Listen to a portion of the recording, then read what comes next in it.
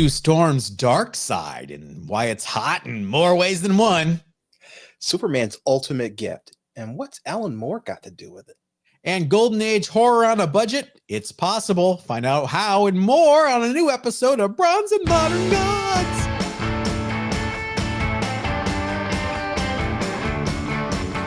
Richard, here we are. Before we start, I know everybody, if you're not following us on Facebook and Instagram at Bronze and Modern Gods, you may not know, but I did a little update this week. We are in Southern California, but we're okay. We're about 25 miles south of all the craziness. We are very fortunate there. The air quality is horrible right now, but you know, we have our home. We're safe and sound. Comic books are secure. Birth certificates, paperwork, everything's ready to go. But we're on the beach. I don't think we, knock on wood, have too much to worry about, but really thinking about everyone else who's really affected by this. It's awful. Yeah. It's a bad time for anyone who is affected by this. And, you know, our thoughts and prayers go out to everybody who is homeless or is stressed out about this whole situation. Hopefully we can be a little salve and take your mind off it for about 45 minutes to an hour or so, and talk about funny books, and especially the pun, no pun intended, our hot book of the week. I swear, no pun intended. Richard, I thought of you immediately when I saw this was trending. Yeah. It's Fantastic Four 280, first appearance of Sue Storm as Malice. There's a big jump in sales after it was announced she would be, there is a Malice skin for Sue Storm in Marvel Rivals. The Malice skin did arrive in Marvel Rivals, as did Sue Storm and Reed Richards. Those are the two playable characters in the game.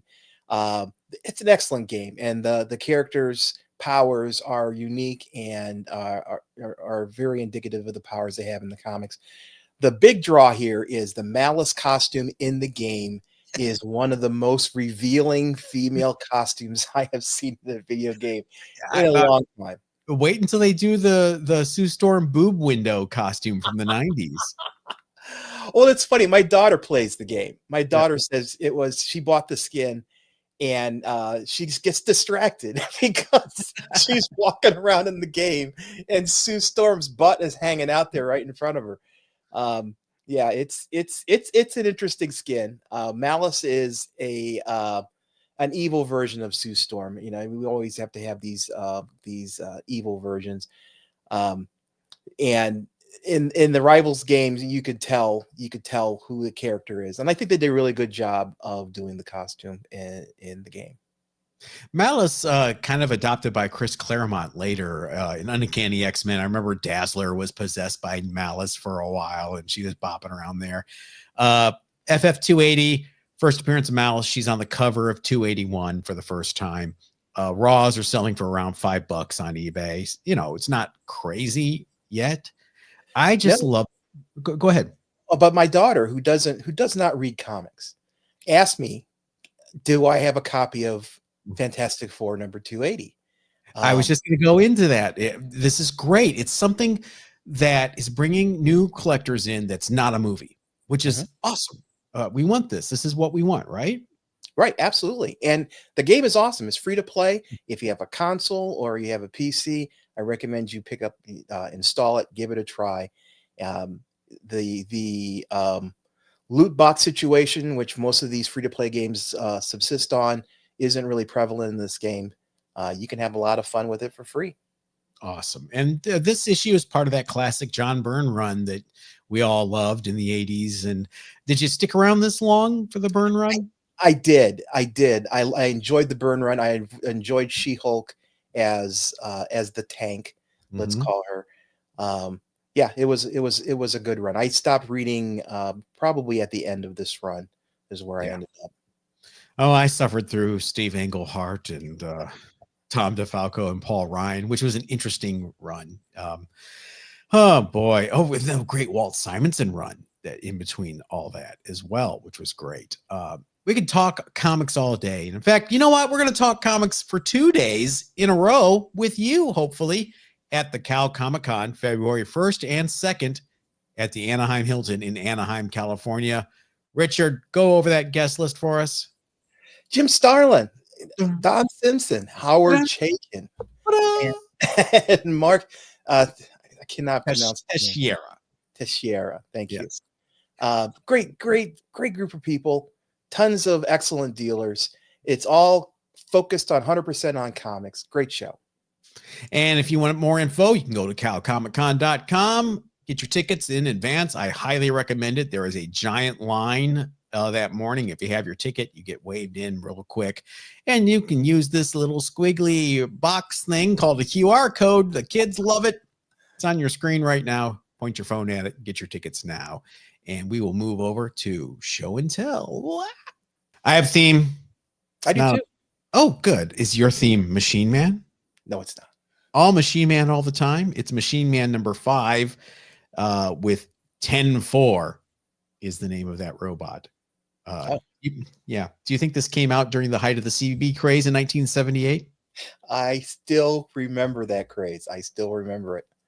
Little me hanging out, talking with strange men on the CB radio. Did they ask you to meet them at their rigs in the Kmart parking lot at 12:30 at night? Fortunately, no. I was quite naive when I must have been 9, 10, something like that. I'm sorry. Many a first awakening happened with truckers in a Kmart parking lot. So I hear. We got a great big convoy coming on through the night. We got Machine Man number 5, the cover inked by Joseph Rubinstein, believe it or not. Really cool. Getting towards the end of this cosmic conflict for good old X-51, and just a really great issue. There's also a Whitman variant of this floating around out there. Ah, beautiful cover. Yeah. What's your first one? Okay, my theme is comics that I think I could crack and press and improve the grade. That's a theme. Yeah. I'm going to start off with a book that I was disappointed it got the grade that it got. It's Static, number 45. Oh, you didn't get a 9.6 like some people? No, I did not. And I think it deserves a 9.6. I looked at this book. It talks about light creasing in the graders. No, I'm sorry. No, I take that back. Not this one. This one has no graders notes, which is the most frustrating. 9.4. Yeah. So I'm left wondering what specifically I need to do to improve it. But if I look at the book in the case, there's some waviness to the cover I think can be improved. I can tighten up that spine, and hopefully eke out a 9.6. Is it a 9? Is it a 9.8? I think there are some blunted corners that would probably hold it back from a 9.8, but I think it's a 9.6 candidate, and it's a pretty rare book. There's only 144 of it on the census, period. So I think it'd be cool to have a 9.6 and upgrade it. Are you going to roll the dice on it? This one is the most iffy of the books that I've got here. It's a tough call. It is a valuable book. It's an expensive book in 9.4 or 9.6, but I'm kind of happy with 9. I could live with a 9.4 with this. And so I'm rolling. Like I said, it's kind of iffy if I'm going to do it or not. But I have identified it as a target. What if you find a 9.8 at Cal Comic Con? Then probably not. I'll sell the 9.4 and keep the 9.8. Perfect. Now, there's a reason I'm doing this, not just because I grabbed them because they're next to each other in the box. Machine Man number 6, the next issue. There's 10-4, clocking Machine Man. Clonk. Really cool Kirby cover, huh? It's not Kirby? It's not. It's Walt Simonson. Oh, wow. Right? Wow. Never picked that out. I spent my entire childhood thinking this was a Jack Kirby cover until I got a little older and I realized it's Walt Simonson. And the man even signed it right here. Yeah, I see the little dinosaur. Yeah. Yeah. Just never noticed it as a kid. And it looks so much like a Kirby cover. I thought it was a Kirby cover. It's got all the Kirby mannerisms there. I would have definitely called it Kirby. Squiggly lines. I mean, that's a Kirby face. Right. Exactly. So I just wanted to point that out. This is just, this is the second issue after Jim Shooter came on as editor-in-chief. And the first issues with Archie Goodwin as editor-in-chief, he kind of left Jack alone. You know, you had your Frank Gosia inking the covers and Mike Esposito. But with issue 5, you have like a roster of guest inkers on these covers. Like Joseph Rubinstein was on the last one. You got Walt Simonson doing the full cover here. Then it's Terry Austin, John Byrne, Bob Layton. It's like, you know, Shooter was getting like really current contemporary inkers on Jack's stuff, which was very cool. Wow. Yeah. Awesome. Next one is a favorite of mine. You'll recognize it. This is Young Allies number 6. That book again. Everybody take a shot. Yeah, take a shot. Got a 9.0 on this one. I've had several copies of this. This is the only one I kept. Came back a 9.0. I was surprised it came back a 9.0. Yeah, because I pressed it and looked at and thought it was at least a 9.4. But if I look at it, the pressing job I didn't take, because I can see indented spine ticks there. It says it's got some light.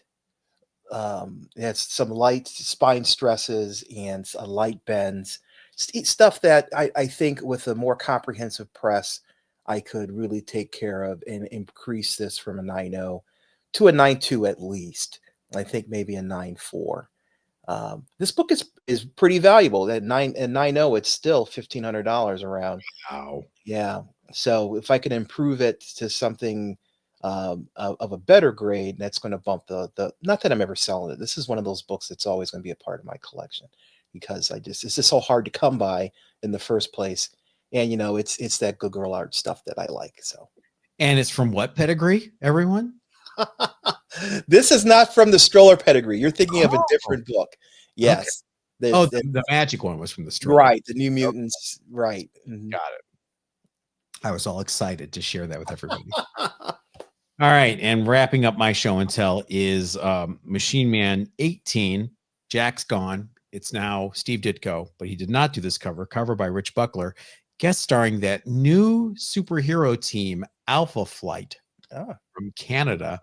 At least 3 members of Alpha Flight are guest starring, but they're billed as Alpha Flight. Who's the blonde? That's supposed to be Aurora and North Star. Their hair is colored incorrectly. Oh, okay. Yeah. Okay. Yeah. I see North Star down there as a blonde as well. Interesting. Yeah. It's supposed to have black hair with the white highlights. Right. And this is, I think, their second full appearance after X-Men. Wow. So this was very much a key at the time, because Alpha Flight were so hot that this issue saw a spike in back issue sales and in value, not so much anymore. And it was the second to last issue. And the last issue of Machine Man is a huge key, because it's the first appearance of Jack-O-Lantern. So ending with a bang, that Machine Man. All right. And what's your final show and tell book? Last one is Star Wars number 1. Well, just a little something.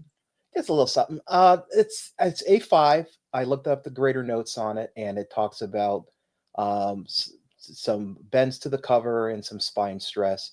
And I looked at it carefully, and I could definitely see. I bought it slab. I did not press this myself. Mm-hmm. I looked at it, and I can very clearly see some creases, non-color breaking creases in the cover. And I think I can again clean up that spine. This black cover is tough, obviously, but I think I could get this to a 9.0, 9.2 potentially.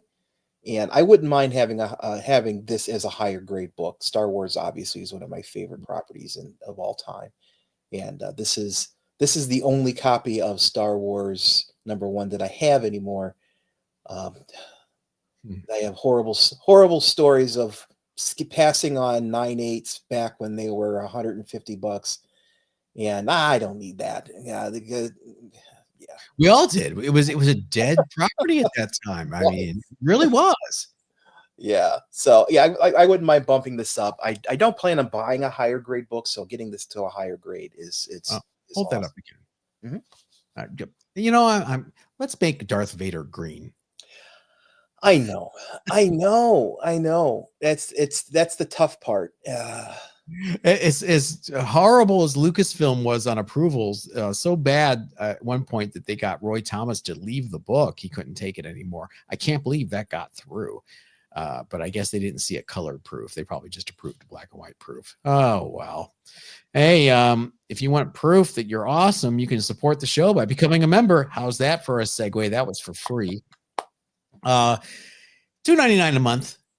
Less than a Starbuck, and you get exclusive live member-only streams on Thursday. You get the exclusive recorded show and tell episode on Wednesdays, and a lot of new members. Look at these new names this week, Richard. Thank you, new people.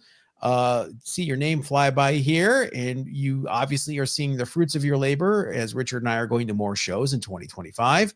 Just hit join here on YouTube next to the subscribe button below. Or if you're listening on Apple Podcasts or Spotify, just look in the description and hit that link as we pivot to your viewer mail. You've got mail. Wow, Richard, what is your first piece of viewer mail?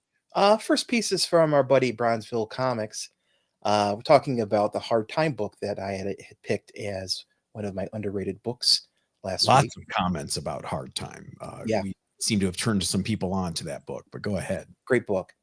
While you were discussing the Hard Time book, a YouTube ad with a Mother for Sandy Hook promise came on. It's tough to handle when comics come too close to brutal reality. Mm-hmm. Yeah, that's it. You know, the algorithm has gotten so sophisticated now. It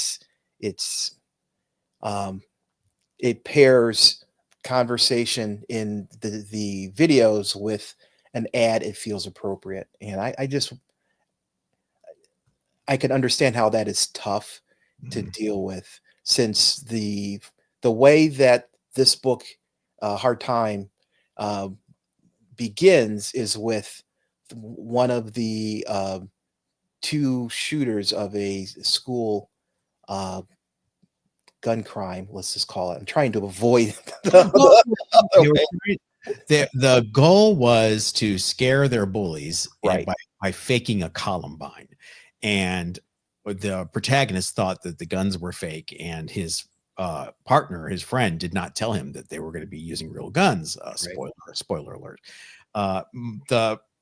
If there's any humorous irony in all this, Bronzeville, it's that we were worried that we were going to get demonetized for talking about this, and quite the opposite. The ads were served up because we talked about this. Weird. I guess that's how it works out there. That is weird. It's difficult to judge when the demonetization hammer comes down. It's typically based on keywords that the censors listen for, but sometimes it's concepts. I mean, if you do video on certain aspects of the Second World War and use certain imagery, you will be demonetized. So it's difficult. We walk the line. It's not going to stop us from talking about Hard Time, which is a great book. Yeah, and many of you seem to agree. Another thing that there was a lot of discussion about last week's episode, Frank Miller and the new variant covers, the yays and the nays, a lot more nays, but there were some yays, including Big Money Grip MCV, or maybe that's Roman numerals, but let's just say Big Money Grip High. I love Miller. I think he's the GOAT. I like this cover and everything else he's been doing, even the Sabretooth. At least you can tell it's him, and it has a style. There are many artists where you could put up a cover and ask who did it. You couldn't normally tell, so at least the Miller stuff is super refreshing. He can still draw as good as he ever could / did on Daredevil, Wolverine, Batman, but he's like any good band that lasts a long time. Well, Big Money, I'm glad you like it. You're the one that brought up bands sticking around a long time. How's that last Rolling Stones record working for you? I'm teasing. Everybody has taste. You know, that's the great thing about this hobby. One man's treasure is another man's, oh my God. And like I said, I didn't say I liked the last Red Hulk cover by Miller. I thought it was better than what he's been doing. I just think he's stronger paired with a strong inker or colorist. Mm-hmm. And, you know, to continue that music analogy, I think, you know, the Frank Miller I liked was U2 prior to Joshua Tree. Oh, God, yeah. I'll take war over Joshua Tree anytime. Yeah, yeah, absolutely. It's funny because in this case, that band had a major transition with Zooropa, and their style of music changed. And that turned off a lot of fans in the audience, but it also made a lot of new fans. And I think it's the same thing with Frank here. Just because his style changed doesn't make it less valid. It just means that the different group of people can find it interesting. Thank you for not using U2's Pop as your example. Oh. What is your next piece of viewer mail? She wore lemon. Oh my goodness. My next piece is from Agent Mobius on YouTube. And he asks the question, what's a file copy? Probably when I was showing my monkeys 9.6 file copy. Back in the day, I don't know if they still do this or not, but when a title was published, they kept a certain number of copies as archival, to use them as references for future issues. For a variety of internal reasons, they kept copies of the issues that were sent out to the newsstand, and those copies every now and then will, for some reason or another, either sometimes it's the publisher goes bankrupt or out of business or changes hands, and file copies, those copies that are kept in archival storage, are released out to the public, and those are typically called file copies. So these are books that have never been in circulation. They have been held back from circulation. So typically file copies are of a higher quality than the general mill books that travel through circulation. And yeah, every now and then you will see something referenced as a file copy. And those are typically prized too, because they're a little closer to the artist slash writer than necessarily the copies that were on the newsstand. Yeah, two of the most famous companies for file copies, probably EC. Bill Gaines had copies in his personal files, and when he passed away, the estate sold those. And Dell and Western Publishing kept file copies, multiples, maybe too many, because there's a lot of Dell file copies out there. Dark Shadows, I have a bunch of Dark Shadows file copies, Monkeys file copies. So those are the two you tend to see the most. John Big Daddy Ross writes in. Sounds like we're back in the CB era. Big Daddy Ross, what's your 20? Love the show, guys, and watch every week. Thank you. John throwing out Lloyd Cole, then singing a deep Alice Cooper track. Great stuff.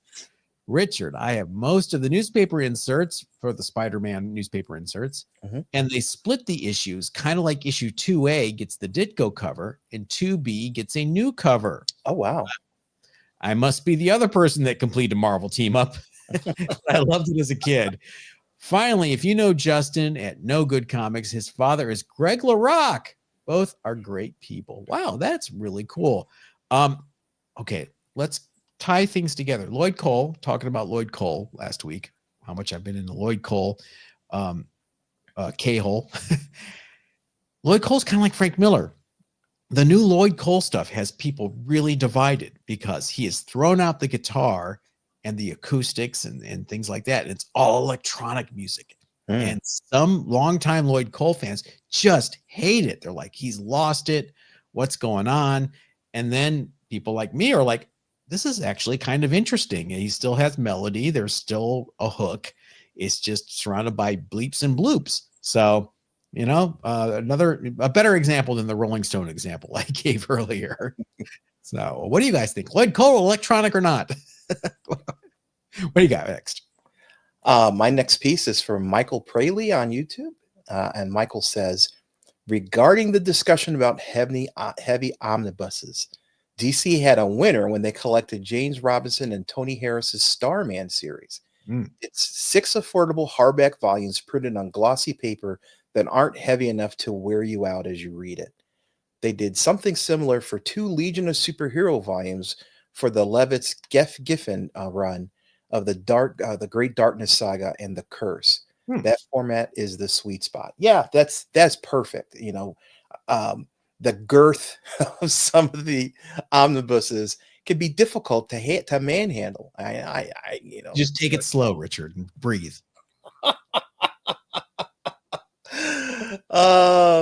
Yeah, it's tough to be able to get to the beginning of the book, the middle of the book, or the end of the book when the omnibus has 1,000 pages to it. So making them of a reasonable size and easy to handle is definitely preferable. So it's kudos. Thank you so much for letting us know about the Starman hardback. That's something that John definitely wants. Yeah, for sure. I haven't bought them yet. I bought them digitally. I bought them all Kindle, so I'm trying to plow through them that way. That way I'll actually read them. Jedi Farce writes in, and Jedi Farce, I think you're new here, which is fine, but I don't think you're new because you wrote this for a reason. Is there only a 25-year rule, or are there other decades like the 35 or 55-year rule? Right. Well, Jedi Farce, we have something we have here where we go back 40 years every other week to 1985 now. It's called the Old Fart Rule.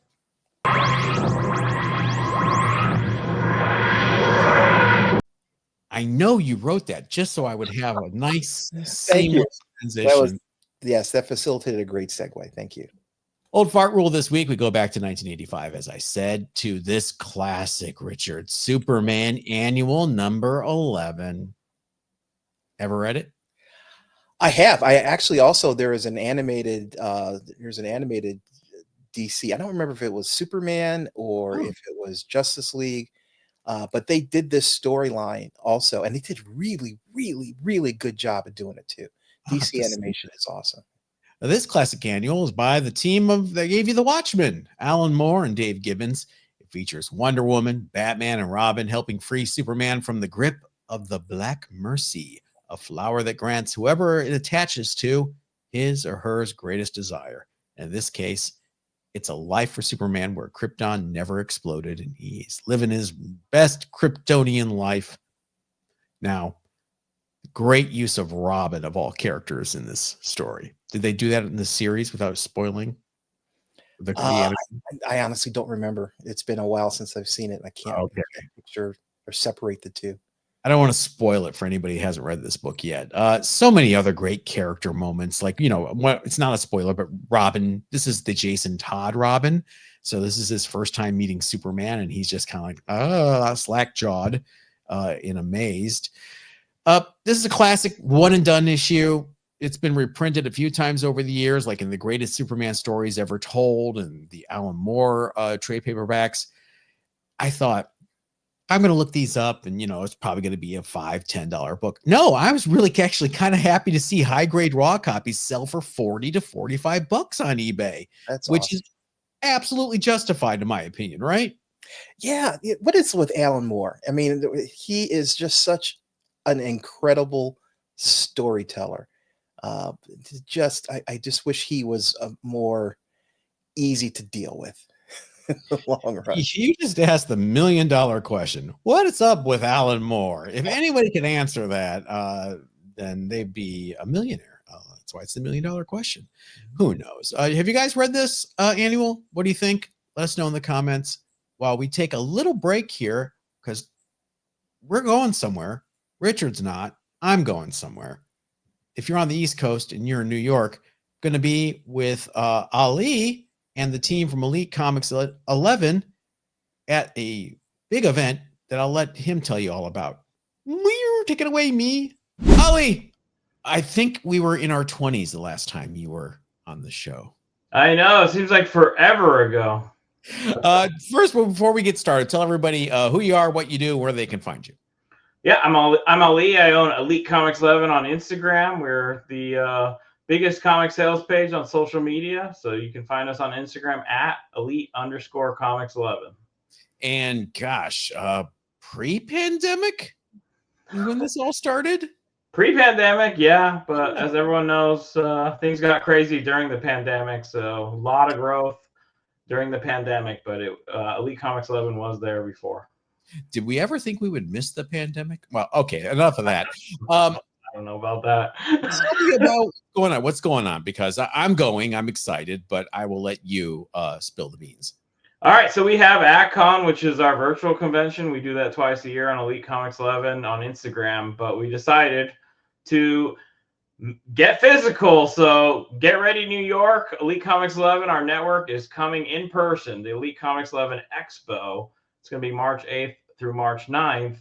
And it's going to be our first ever in-person comic show. So the amazing books you see nightly on Elite Comics 11 streaming, well, they're all going to be in one room with those vendors everybody trusts and loves. And so it's going to be a convergence of our social media network and then local New York crowd, people flying in from other state crowd. So something for everyone, but we're really excited to bring the worlds together. And what is unique, though? There's something that you told me offline that I thought was really cool. So why don't you tell everyone the gist of this? Yeah, so the culture we're trying to create with this show is we've looked at, not trying to throw shade, but we're looking at kind of the convention scene, and it's really important to us to have data-driven pricing. So the vendors that are coming are primarily vendors we work with that are already data-driven because of the nature of internet sales, but that is something, it's fair prices, awesome comics. So you're amazing comics. So you're going to see all the books you want to see, but we're not running from the data. All right. You can totally have a fair conversation with vendors. Everyone's on the same page. We know that everyone knows what the data that's out there is. And, I'm not saying you're going to agree with every price, but we're embracing the data. That is what we do on Elite Comics 11, and that's what we're going to do at the Expo as well. All right, so let's get our 5 W's in the H. We got the who, we got the what. Where's the where? The where. It's in Queens, New York, St. John's University, Taffner Fieldhouse. You guys, you can find out. We have some directions even if you need it. You just go to elitecomics11expo.com. You'll get the address. There's also some directional help if people need it. There's also a link to some hotels if people are looking for accommodations. There's a good option on there as well.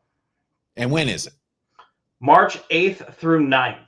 So March 8th through 9th, Saturday and Sunday. And we do have special guests. We're starting to announce those special guests.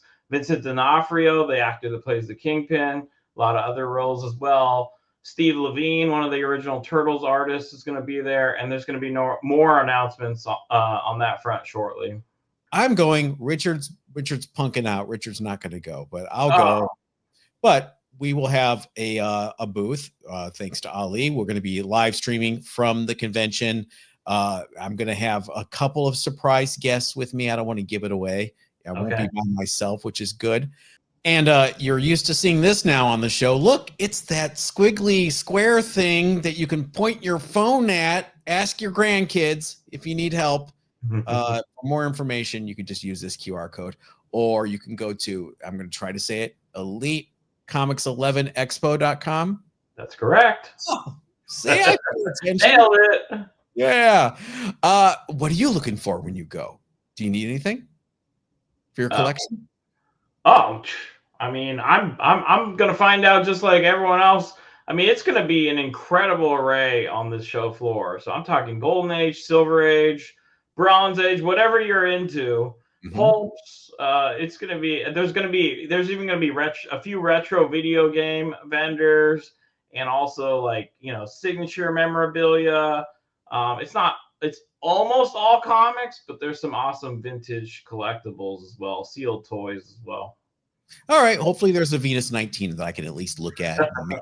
All right. Looking forward to it. We will see you there and you out there March 8th and 9th. March 8th and 9th. Yes. Okay. Saturday and Sunday. You can buy tickets right now on elitecomics11expo.com. It's just $11 if you pre-buy them, with some small hosting fee and tax, but it'll be more at the door. Just buy the ticket online rather than wait in the line at the door. Yeah, get it over with. And also hit this QR code if you want some more info. And make sure you are following Ali and everyone, a whole gang there at elite_comics11 on Instagram. Thank you, Ali. Thank you, John. Appreciate you guys. We'll see you hopefully sooner next time. Yes. Thank you, Ali. And I will see you there with hopefully 1 or 2 special guests that we will reveal in time. Richard, we'll miss you. Yep. Sorry. Life's like that. But you can help us out by telling us your underrated book of the week for this week. My underrated book this week is more of an entire run. It's I picked a particular issue, Hand of Fate number 10 from Ace Comics back in 1952. We've all seen the relative value of comics dip here for the past almost 2 years now, and it's been a downward trend for a lot of categories of books. But one of the categories that has resisted that downward trend has been Golden Age, specifically Golden Age horror, and that really seems to resonate with people. People are willing to pay big dollars for Golden Age horror books, and like I said, Golden Age in general. I was just watching the Heritage auction that's going on Sunday, and as we record this, there are a number of just random issues of Golden Age titles. Boy Commandos, for example, which is a Golden Age book that I would not consider one of the top books. But Excuse me. You like Boy Commandos? It's Kirby. Oh, okay. Well, it was netting $200 a book. Yeah, some average grade books. So, but anyway, Hand of Fate is what I would consider on this, in the same category as a lot of the EC titles, a lot of the EC horror titles, and you could pick these books up for about $100 to $200 a piece. They're great anthology stories. There's 6 or so stories per book. It ran for 25 issues all the way up through 1954. And like I said, it's a great substitute for those expensive Golden Age horror books, in my opinion. One of the other benefits of Golden Age books is there are a number of websites out there that have scanned the contents of these books. And frankly, that's the only way that a lot of us are going to have an opportunity to read some of these old books that are out of print. The ownership of them are in question or non-existent. And you can go to a number of these websites and be able to pull up and read high resolution scans of these books. And it's fascinating because if you read a modern book today, it focuses on a lot of modern sensitivities and viewpoints of the world and storytelling. And if you read a book from the 50s, it is completely different. And you will get a sense of what the sensibilities of the people were, kids back in 1950, 52 in this case. It's fascinating. It's a fascinating view into history in a way that really talks about the common viewpoint. And so it's a great way of experiencing history in that way. The stories are meant to be horror stories, and I'm sure they were horror stories 60 years ago. Nowadays, I think you see worse on the subway in New York. But still, they're great. They're great, windows into that particular era. And I think if you're into reading comics and you're into the hobby of the stories that comics tell, these Golden Age classic books, especially these ones that are more affordable, are just a gold mine. And just thinking about, the mores of the time, and you made me laugh. I was internally because I was just thinking, in one of these books, there's probably a guy like Jack Benny, like, oh, Rochester, bring me my axe. Yes. You gotta take it. You gotta take what was, reading books from the 30s, 40s, and 50s. You get blackface, basically. You get Yellow face. You get Asian characters that are caricatures.